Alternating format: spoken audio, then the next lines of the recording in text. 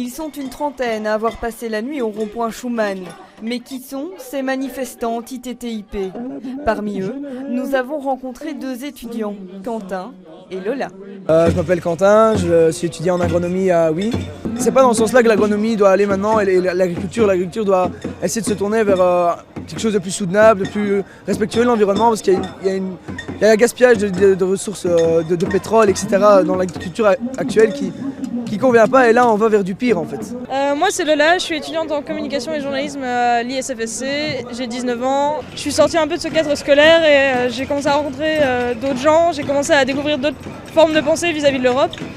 Je me suis rendu compte que l'Union européenne ne voulait pas toujours notre bien. Et en tant que futur journaliste, j'espère, j'aimerais bien réussir à trouver un moyen de mettre en avant les vrais arguments et avoir un discours construit dans la diffusion de l'information.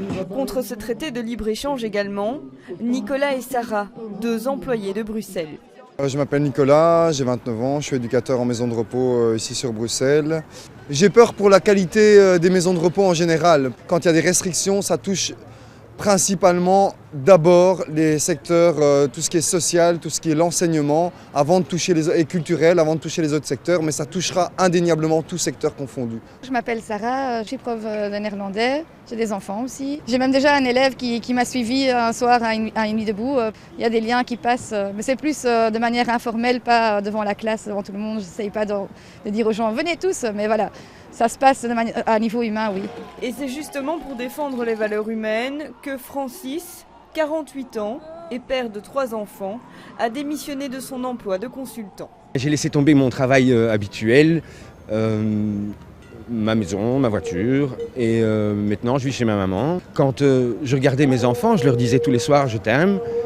Et je me suis vu dans la situation où j'étais tête baissée en train de dire « bon écoute, je sais pas où on va, mais tu vas devoir te débrouiller tout seul, vous allez devoir vous débrouiller pour le climat, je sais pas, pour l'économie, je sais pas, pour votre emploi, je sais pas ». Qu'ils soient employés ou étudiants, qu'ils consacrent un peu ou beaucoup de leur temps à ce combat, tous espèrent que le premier traité transatlantique CETA ne sera pas approuvé demain par les ministres européens.